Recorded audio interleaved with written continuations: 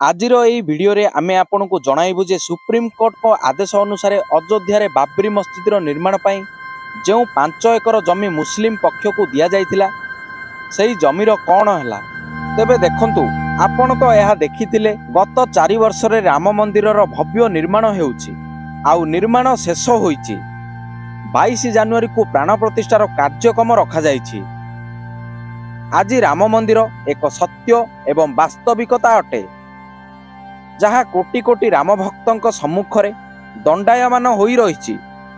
किंतु आपण केबे भाबिछंती बाबरी मस्जिद कौन है जहाँ पई एते वर्ष धरी एते दशंधि धरी विवाद चली आसीथिला आउ जेउ माने राम मंदिर विरुद्ध रे बाबरी मस्जिद पई 70 वर्ष धरी भारतर अदालत मानकरे कानूनी लड़ाई लड़ी आसुथिले आउ एही कानूनी लड़ाई रे वकील मानक पई कोटी कोटी टंका खर्च करिथिले सेही लोक माने शेषरे मस्जिद पाई मिलिथिबा जमी पाई मुह काहींकी बुलाई देले। सुप्रीम कोर्ट को आदेश रे केवल 4 मास परे फेब्रुआरी 2020 रे उत्तर प्रदेश सरकार मुस्लिम पक्ष को मस्जिद निर्माण करिबा पई 5 एकर जमी बांटी देइथिले जहाँ अयोध्या स्थित धनीपुर गाँव रे रहिछि।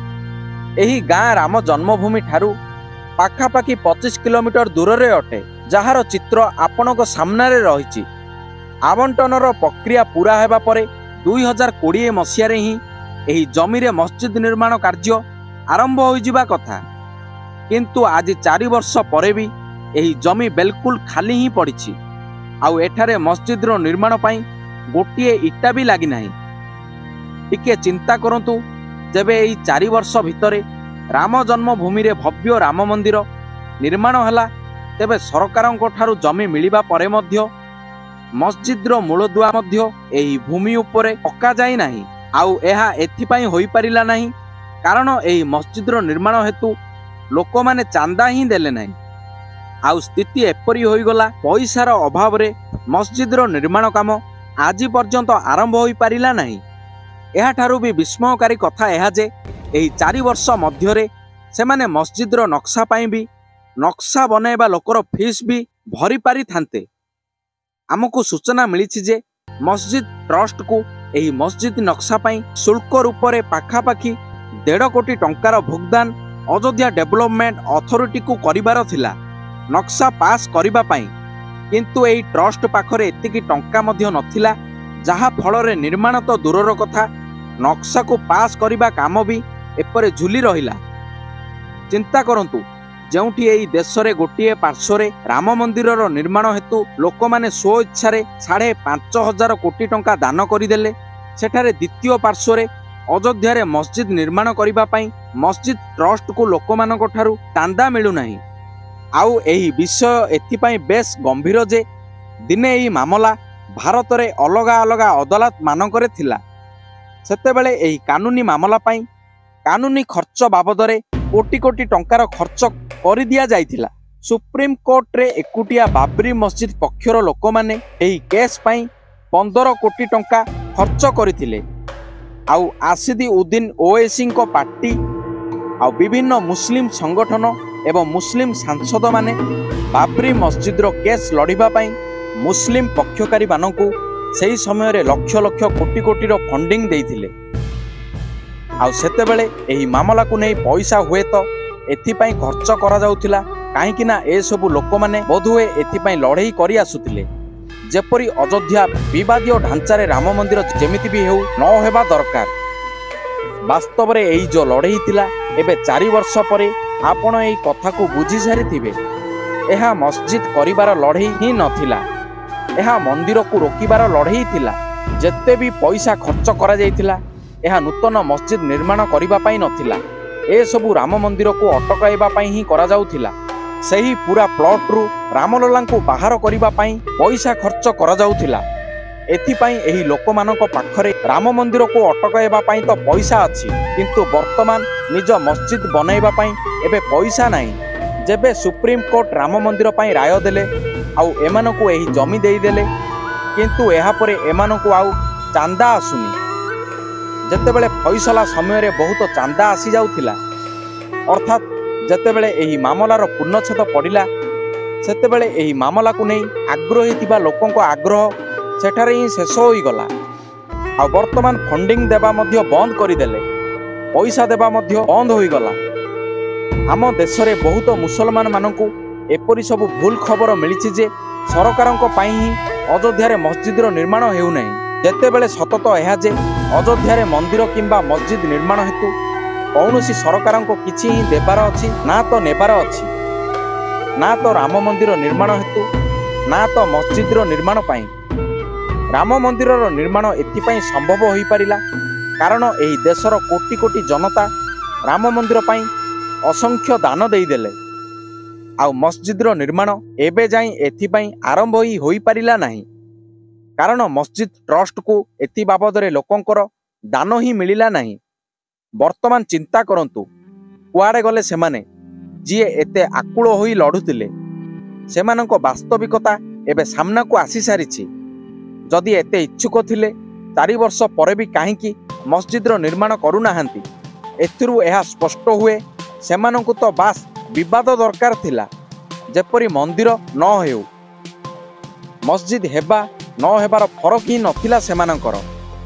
ଆଜି ଖାଲି ପଡ଼ିଥିବା ସେହି ଜମିରେ କେବଳ ଗୋଟାଏ ବୋର୍ଡ ଲାଗିପାରିଛି ଯେଉଁଠି ଲେଖାଯାଇଛି ଏହି ସ୍ଥାନରେ ଏହି ଜମି ଉପରେ ଭାରତର ସବୁଠୁ ବଡ଼ ମସଜିଦ, ଏକ କ୍ୟାନ୍ସର ହସ୍ପିଟାଲ, ଗୋଟିଏ ମେଡ଼ିକାଲ ଆଉ ଲ କଲେଜ ଏବଂ ଗୋଟିଏ ଲାଇବ୍ରେରୀ ଆଉ ଏକ କମ୍ୟୁନିଟି କିଚେନ ବନାଇ ଦିଆଯିବ, ଯାହା ସବୁ ଧର୍ମର ଲୋକଙ୍କ ପାଇଁ ହେବ, ଯାହାର ନିର୍ମାଣ ମଇ ମାସରେ ଆରମ୍ଭ ହେବ। ଏବଂ ଏଥିସହ ମସଜିଦ ଟ୍ରଷ୍ଟର ମୁଖ୍ୟ ଏହା ବି କହୁଛନ୍ତି ଯେ ତାଙ୍କ ପାଖରେ ଏପରି ପର୍ଯ୍ୟାପ୍ତ ପଇସା ହିଁ ନାହିଁ ଯେ ଏବେ ଏଠାରେ କିଛି ବି କରିହେବ। ଦୁଇଟି ଦୃଶ୍ୟ ଆପଣ ଦେଖିଲେ, ଯେଉଁଠି ଗୋଟିଏ ପଟରେ ଭବ୍ୟ ରାମ ମନ୍ଦିର 4 ବର୍ଷ ମଧ୍ୟରେ ନିର୍ମାଣ ହୋଇ ଆପଣଙ୍କ ସାମ୍ନାରେ ଠିଆ ହୋଇଗଲା। ଏଥିରେ ଆମ ଦେଶର କୋଟି କୋଟି ଲୋକଙ୍କ ଅଂଶଗ୍ରହଣ ବି ରହିଛି, ଅନେକ ଦାନ ଦେଇଛନ୍ତି। ଆଉ ଦ୍ୱିତୀୟ ପଟରେ ସେହି 5 ଏକର ଜମି ବି ଆପଣ ଦେଖିଲେ, ଯାହା ସେତେବେଳେ ମୁସଲିମ ପକ୍ଷକାରୀଙ୍କୁ ଦିଆଯାଇଥିଲା କି ତୁମେମାନେ ଏଠାରେ ମସଜିଦ ନିର୍ମାଣ କରିପାର। ଏହି ମସଜିଦ ପାଇଁ ଗୋଟିଏ ବୋର୍ଡ ତ ହୋଇସାରିଛି। ସ୍ୱପ୍ନ ବହୁତ ଭଲ ସେମାନେ ଦେଖିଛନ୍ତି, ଆଉ ଏହି ବିଚାର ବି ସେମାନଙ୍କର ବହୁତ ଉତ୍ତମ ଅଟେ। ଏଥିପାଇଁ ସେମାନଙ୍କୁ ପ୍ରଶଂସା ବି କରିବା ଦରକାର। ଯେପରି ସେମାନେ କହିଥିଲେ ଯେ ମସଜିଦ ତ ହେବ, ଏଥିସହ ଏଠାରେ ମେଡ଼ିକାଲ ବି ହେବ, ଲାଇବ୍ରେରୀ ବି ହେବ, କମ୍ୟୁନିଟି କିଚେନ ବି ନିର୍ମାଣ ହେବ। ବିଲକୁଲ ଏପରି ହିଁ ହେବା ଦରକାର। ଏଠାରେ ବି ମସଜିଦ ହେଉ ଆଉ ସେସବୁ ହେଉ, ଯାହା ଫଳରେ ସେମାନେ ବି ମୁସଲମାନ ପକ୍ଷ ଲୋକମାନେ ବି ପ୍ରସନ୍ନ ହେବେ। ଆମ ଦେଶରେ ଏପରି ବହୁତ ନେତା ଜନତା ରହିଛନ୍ତି ଯେଉଁମାନେ କହୁଛନ୍ତି ଯେ ମନ୍ଦିର ସ୍ଥାନରେ ମେଡ଼ିକାଲ, ଶିକ୍ଷାନୁଷ୍ଠାନ, ସଡ଼କ କରିବା କଥା। ମନ୍ଦିର ସ୍ଥାନରେ ସେହି ଟଙ୍କାରେ ବିକାଶ କାହିଁକି କରାଯାଉ ନାହିଁ? ମନ୍ଦିରରେ କ'ଣ ଅଛି? କିନ୍ତୁ କ'ଣ ଆପଣ ଜାଣନ୍ତି, ଆମ ଦେଶରେ ମନ୍ଦିରମାନଙ୍କୁ ଯେଉଁ ଲକ୍ଷ ଲକ୍ଷ କୋଟି କୋଟି ଟଙ୍କା ଦାନ ସ୍ୱରୂପରେ ମିଳୁଛି, ସେଥିରୁ ହିଁ ବାସ୍ତବରେ ସରକାର ମେଡ଼ିକାଲ, ସ୍କୁଲର ନିର୍ମାଣ କରିପାରିବ। ଆଉ ଏହା ସବୁ ସରକାର କରୁଛନ୍ତି ବି। ସେଥିରେ ପବ୍ଲିକ ୱେଲଫେୟାର କାମ ହୋଇଥାଏ। କିନ୍ତୁ ମସଜିଦ ଆଉ ଚର୍ଚ୍ଚରୁ ମିଳୁଥିବା ଦାନ ଏବଂ ଫଣ୍ଡିଂରୁ 1 ପଇସା ବି ସରକାର ସେମାନଙ୍କୁ ମାଗିପାରିବେ ନାହିଁ। ଏହି ସତ୍ୟ ବି ଆଜି ଆପଣ ଜାଣନ୍ତୁ। ଯେଉଁଠି ଆମ ଦେଶରେ ଲକ୍ଷ ଲକ୍ଷ ମନ୍ଦିର ଅଛି, ଯେଉଁଠିକି ଆପଣ ଯାଉଛନ୍ତି, ସ୍ୱ ଇଚ୍ଛାରେ ଆପଣ ଦାନ ଦେଉଛନ୍ତି, ସେହି ପଇସାରେ କ'ଣ ହୁଏ ଆପଣ ଜାଣନ୍ତି? ସେହି ସବୁ ପଇସା ଉପରେ ସରକାରଙ୍କର କଣ୍ଟ୍ରୋଲ ରହିଥାଏ। ଏହି ସବୁ ମନ୍ଦିରର ମ୍ୟାନେଜମେଣ୍ଟ ଉପରେ ସରକାରଙ୍କର କଣ୍ଟ୍ରୋଲ ବି ରହିଥାଏ। କିନ୍ତୁ କ'ଣ ଏହି କଣ୍ଟ୍ରୋଲ ମସଜିଦ ଉପରେ ରହିଛି? କ'ଣ ଏହି କଣ୍ଟ୍ରୋଲ ଚର୍ଚ୍ଚ ଉପରେ ରହିଛି? ସୁପ୍ରିମକୋର୍ଟରେ ପଠାଯାଇଥିବା ଏକ ଯାଚିକାରେ ଏହା କୁହାଯାଇଛି ଯେ ଦେଶ ସାରା 6 ଲକ୍ଷ ମନ୍ଦିରରୁ 4 ଲକ୍ଷ ଏପରି ମନ୍ଦିର ରହିଛି ଯେଉଁଠି ଶ୍ରଦ୍ଧାଳୁମାନଙ୍କଠାରୁ ମିଳିଥିବା ଗୋଟିଏ ବଡ଼ ଭାଗ ରାଜ୍ୟ ସରକାରଙ୍କୁ ଦେବାକୁ ପଡ଼ିଥାଏ।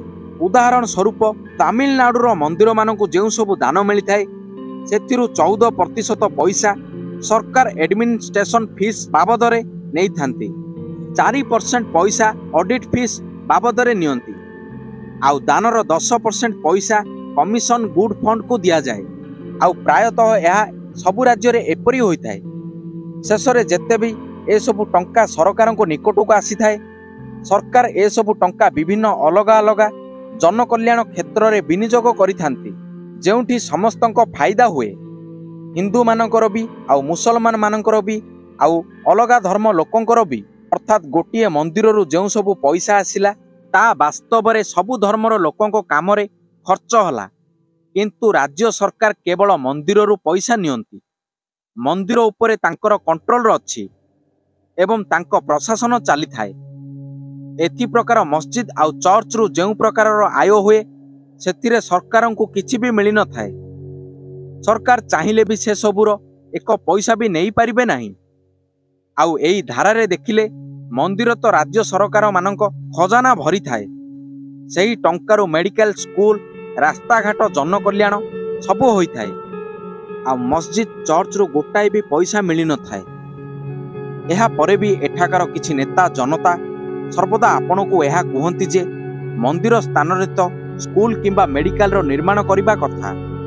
ମନ୍ଦିର କରି କାହିଁକି ସମୟ ନଷ୍ଟ କରୁଛନ୍ତି? ବର୍ତ୍ତମାନ ଲୋକମାନଙ୍କୁ ମନ୍ଦିରର ଦରକାର ନାହିଁ। ଆଜି ଲୋକଙ୍କୁ ସ୍କୁଲ, ମେଡିକାଲ, ରାସ୍ତାଘାଟର ଦରକାର ଅଛି। କିନ୍ତୁ ଏହି କଥା କେବେ ମଧ୍ୟ ମସଜିଦ, ଚର୍ଚ୍ଚ ନିର୍ମାଣ ବେଳେ କୁହାଯାଏ ନାହିଁ ଯେ ଆଜି ମସଜିଦ କରିବା କ'ଣ ଦରକାର, ଏହି ଟଙ୍କାରେ ସ୍କୁଲ କରିବାର ଥିଲା। ଏ ସବୁଠାରୁ ଆଉ ଏକ ବଡ଼ କଥା ଏହା ଯେ ସରକାରଙ୍କୁ ମନ୍ଦିରରୁ ବଡ଼ ଭାଗ ଟଙ୍କା ମିଳେ। କିନ୍ତୁ ତଥାପି ଆଜି ରାମ ମନ୍ଦିର ସରକାରଙ୍କ ଟଙ୍କା ଖର୍ଚ୍ଚରୁ ହେଇନାହିଁ, ବରଂ ଏହି ଦେଶର କୋଟି କୋଟି ରାମ ଭକ୍ତଙ୍କ ଦାନରୁ ତିଆରି ହୋଇଛି, ଯାହା ସେମାନେ ନିଜେ ସ୍ୱ ଇଚ୍ଛାରେ ରାମ ମନ୍ଦିରକୁ ଦାନ କରିଛନ୍ତି।